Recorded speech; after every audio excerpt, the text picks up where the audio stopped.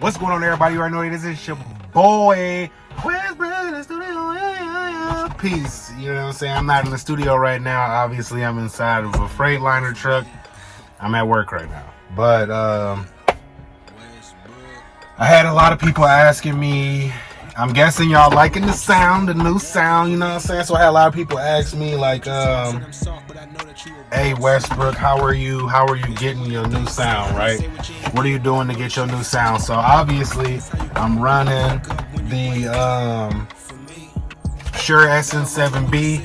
I'm running the Shure SM7B through the Spire Studio. A lot of y'all using external mics. Been using external mics. I was against using external mics for a long time. Not necessarily against it, but I just was trying to keep it light. You know what I'm saying? So I use mostly only Spire microphone. But now I'm running the Shure SM7B. I don't really think that I wouldn't really like. I'm not pushing that microphone. The only reason why I really got that microphone was because I also do podcasting with the Spire Studio. And for me personally, I like the podcasting feel of it.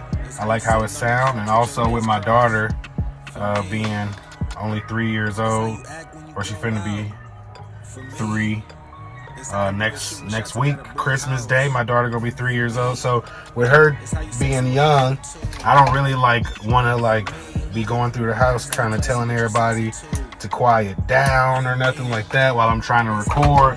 So I went with the Shure SM7B because it keep the room level noise real low, so you can't really hear what's going on inside the house like you can in the Spire Studio microphone. Then I'm running the TC Helicon as well. I'm running the TC Helicon so that I can use the auto tune. I feel like the auto tune on the Spire Studio wasn't giving me enough auto tune, so I'm running the Shure SM7B with the TC Helicon C1 to get more of a unnatural tone from the auto tune, right? Then okay, so I've been pro Spire Studio Master, right? I do use the Spire Studio Master. So after I mix, I use the Spire Studio Master, and then I go from there to the Larson Master and Plug-in. So I use the Larson Master and Plug-in to get more brightness from my tracks, right? So I'm like, they come out of the Spire Studio sounding flat, and so I struggle with that. That's been something like all of the songs I made in 2019, 2020 we did 10/9/1991, and somebody was like telling me, you know, like how like quiet the track sounded, even though they sounded better. They had a better mix than some of the stuff from 2019. We ran into an issue where we're not getting as much loudness, right? We're not getting that commercial loudness that we get from other tracks that we enjoy to listen to. So we try to fix that by getting the Larson Master and Plug-in, which, I mean, with the Larson Master and Plug-in, it's gonna make the Spire song sound phenomenal. Originally, I didn't want to get the Larson Master and Plug-in. It was $169, and then you got to buy every little step. But then on Black Friday, they had it on sale.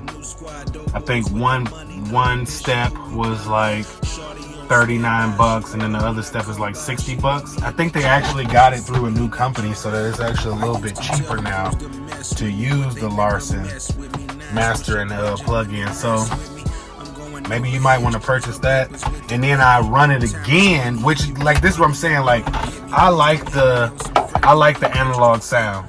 right? I don't prefer the digital sound. So you don't have to get the Larson mastering app if you just gonna run Beatmaker 3.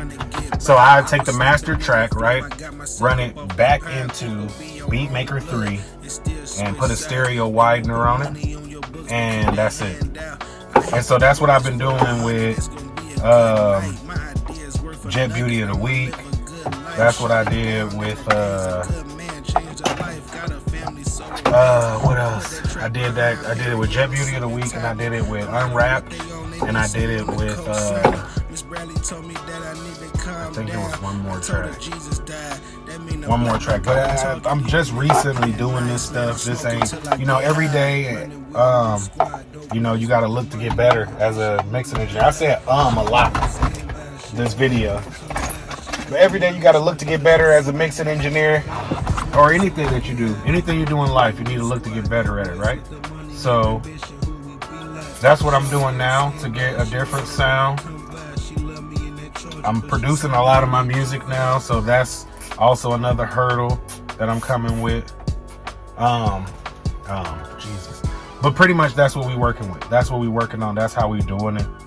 The Larson mastering plugin app, coupled with Beatmaker 3, coupled with Spire Studio mastering. So that's like 3 levels of mastering to get higher volume on the record.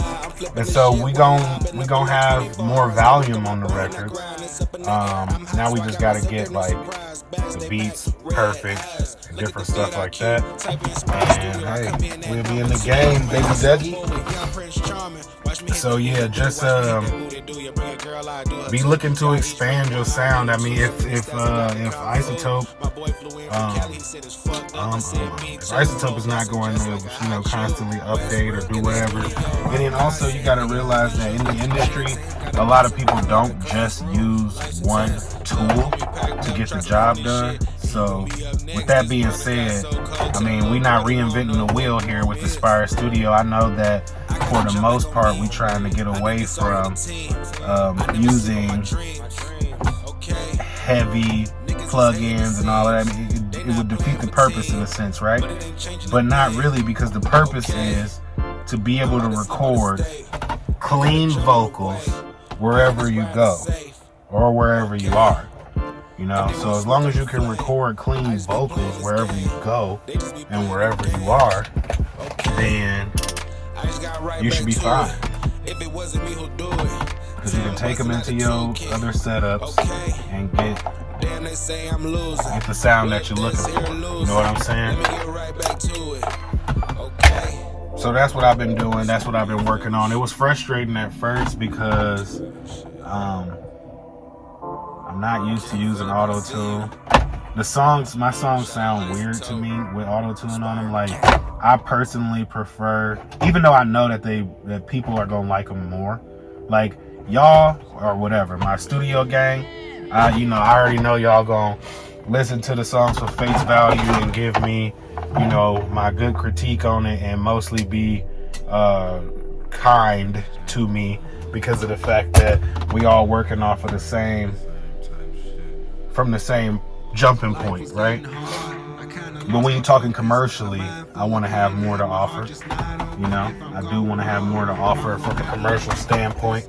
So that's why I'm really bullish on getting the best sound that I can get, and no matter how much it costs, you know what I'm saying? It's very, very important. But yeah, I just wanted to tell y'all that real quick. Just a little Spire Studio update for all of the people who've been asking me in the comments what I've been running. I've been able to make a lot of YouTube videos. I got this business that I'm doing right now. This is unlike a regular job. This is my own company's work. So I'm out here doing installs with my install company. We're gonna be going to do some stuff in some other places next year, which is why I'm trying to stack up on as much music as I can, because I have a sneaky suspicion that I'm going to be busy for the majority, or not the majority, but just for the first part of this year. I got the sneaky suspicion that I'm going to have other shiz to do. So the songs that's coming out, they will be dropping on Spotify and iTunes, but I'm giving them to y'all on YouTube first as leaks or whatever as they come out, so that way we can kind of see, I can see where I'm going, see what I got going on, stuff like that. Right now we working on a song every month for the whole year. Every week, I mean, we're gonna drop one song every Saturday for the entire year. This year coming up. So hopefully y'all like the records. And I know we don't have nowhere to go but up from here, because the music has been, although it's been great, it also has had its moments in regards to what we want to see, what we expect, and what we can and can't come up with, like how, like our limitations, where we've been limited to. But I think for the most part, the talent has been there. We just need a bigger sound, and that's what I'm working on, y'all. I'm working on a bigger sound. So I'm gonna get back to work. I'm gonna finish up this truck, and I gotta do another truck. I just put some cameras and stuff in here. This is crooked.